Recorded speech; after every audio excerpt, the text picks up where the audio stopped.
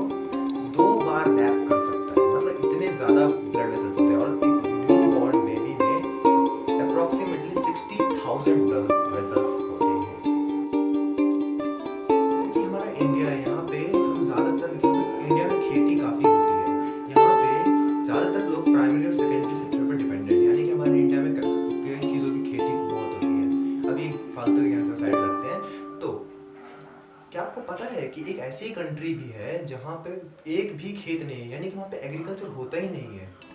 क्या कोई इमेजिन कर सकता है? पर ये बात सच है। और वो कंट्री है सिंगापुर। जी हाँ, सिंगापुर ऐसी कंट्री है, वो एक अकेली कंट्री है दुनिया की, पूरी दुनिया की अकेली ऐसी कंट्री है जहाँ पे एक भी खेत नहीं है। अब पता नहीं वहाँ के लोग अनाज कैसे उगाते होंगे, हो सकता है वो भी वो खरीदते होंगे। ये फैक्ट उन सभी लेजी लोगों के लिए बुरी खबर भी साबित हो सकता है जो दिन भर खाली सोते रहते हैं, कुछ काम नहीं करते हैं, काम चोरी करते हैं और दिन भर खाली मतलब 12 बजे तक 10 बजे तक पड़े रहते हैं।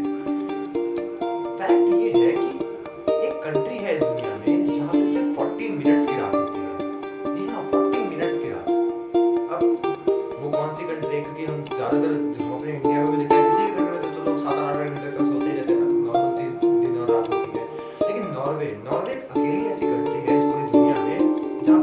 40 मिनट्स की रात होती है। अब ऐसा कैसे हो सकता है? कि इसका भी साइंटिफिक रीजन है। वहाँ पे नॉर्मल, हर कंट्री की तरह नॉर्मल धूप निकलती है, पर क्या होता है, थोड़ा ठंडा एरिया है, वो कोल्ड कोल्ड है, वहाँ पे ज़्यादा बर्फ गिरी रहती है और बादल भी हर टाइम लगे ही रहते हैं, तो इसलिए वहाँ पे जो धूप है वो काफ़ी कम दिखता है, मतलब धूप काफ़ी कम पड़ता है ज़मीन पे। इस वजह से जो वहाँ पे जो जो वो कंट्री है, वहाँ का जो पूरा एरिया आसपास का, वो वहाँ ज़्यादातर रात ही रहता है। सिर्फ 40 मिनट्स कुछ टाइम के लिए जब बादल हटते हैं कहीं, तब धूप निकलती है, ज़्यादातर वहाँ पे रात रहती है। अब जरा सोचिए कि हम जैसे कंट्री, जैसे इंडिया में या किसी और कंट्री के जितने भी लेजी लोग हैं, अगर वो उस कंट्री में जाके रहने लगे तो उनका क्या होगा? यहाँ तो बड़ी जल्दी 8-8 घंटे तक, 10-10 घंटे तक, 12-12 बजे तक सोए रहते हैं। इंसान इतना कैसे सो सकता है यार? शेम ऑन यू यार। हम सभी को चॉकलेट्स तो बहुत पसंद है, आप लोगों को भी चॉकलेट्स बहुत पसंद है। डेयरी मिल्क, 5 स्टार, पर्क, मंच, अलग अलग तरह के चॉकलेट्स के नाम आते हैं और मन भी करता है बहुत खाने का। क्या आप लोग जानते हैं इस दुनिया में ऐसी कौन सी कंट्री है जहाँ पे सबसे ज्यादा चॉकलेट्स बनते हैं? क्योंकि चॉकलेट वैसे तो हर कंट्री में मिलते हैं, हर कंट्री में बनते भी हैं, पर स्विट्जरलैंड दुनिया की अकेली ऐसी कंट्री है जहाँ पे दुनिया में सबसे ज्यादा चॉकलेट बनता है।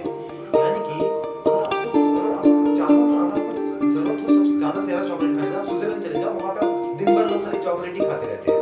इसी वजह से स्विट्जरलैंड जो है उसे चॉकलेट कंट्री कहा जाता है। यानी कि अगर आपको कोई पूछे कि name the country which is not also known as chocolate country, the name is, the country is Switzerland। ये ऐसे स्विट्जरलैंड की खासियत ये है कि टूरिज्म के लिए काफी फेमस है, टूरिस्ट लोग भी यहाँ पे काफी जाते हैं, क्योंकि ये कंट्री जो है एक ऐसा हेवन माना जाता है हमारे अर्थ पे, काफी मतलब स्वर्ग माना जाता है, क्योंकि काफी सुंदर है, काफी सुंदर देश है ये। कभी घूमने जाना अगर आपके पास पैसे हो तो, मेरे पास तो नहीं है।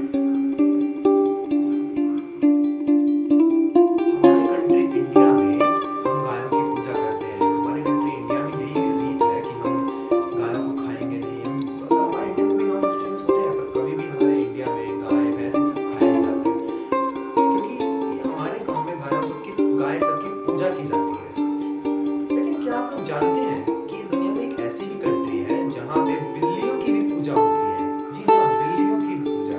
यहाँ इंडिया में मिले बिल्लियां तो घर में तो हटो हटो हटो, अलग अलग तरीके से लोग हटाते हैं, अब जो भी है। लेकिन इजिप्ट एक दुनिया का ऐसा कंट्री है, इजिप्ट काफी सुना होगा, pyramid, the country of pyramids. वहाँ पे कई तरह के कई पिरामिड्स हैं, ममीज, ये दोनों चीजें बहुत सुनाई देती हैं जब भी इजिप्ट का नाम लो तो पिरामिड्स, ममीज, अच्छा वो साइड में रखते हैं। तो इजिप्ट जो है वहाँ, क्योंकि बहुत बरसों से, 400-500 हजारों साल से वहाँ पे ये प्रथा चली आई है कि बिल्लियों को वो काफी ऊंचा स्थान देते हैं, मतलब वो बिल्लियों की पूजा तक करते हैं। हमारे यहाँ तो वैसे गायों की पूजा की जाती है, बिल्लियों की पूजा चलो तो उनका है। क्या आपने कभी इस बात पर गौर किया है कि जो सन और मून जो है वो अर्थ से देखने पे सेम साइज के लगते हैं? कभी गौर किया है? कई लोगों ने गौर किया भी होगा। तो क्या इसके पीछे का रीजन बता सकते हैं? एक सिंपल सा रीजन जो हम सब जानते हैं, और यही मेन रीजन है कि ऐसा इसीलिए होता है क्योंकि जो सन है वो अर्थ से जितना दूर है उससे कई गुना कम दूरी है मून की अर्थ से। मतलब मून ज्यादा पास है अर्थ के और सन थोड़ा दूर है अर्थ के, और ऊपर से सन बड़ा भी है और मून छोटा है। तो इन दोनों लॉजिक को मिला के जो है नॉर्मली पता चल जाता है कि दोनों अर्थ से देखने पे सेम साइज के लगते हैं। पर क्या आप लोग जानते हैं कि एग्जैक्टली सेम साइज के दोनों क्यों लगते हैं? इसके पीछे का जो रीजन है कुछ ऐसा है कि सन जो है वो मून से 400 टाइम्स बड़ा है। 400 टाइम्स सन मून से 400 टाइम्स बड़ा है, और मून अर्थ से जितना दूर है ना, मतलब अर्थ और मून का जितना डिस्टेंस है उससे 400 गुना ज्यादा डिस्टेंस सन का अर्थ से है। यही दो 400 यानी कि सन का साइज 400 ज्यादा है, 400 टाइम्स ज्यादा है मून से, और उसका डिस्टेंस भी 400 टाइम्स ज्यादा है मून से।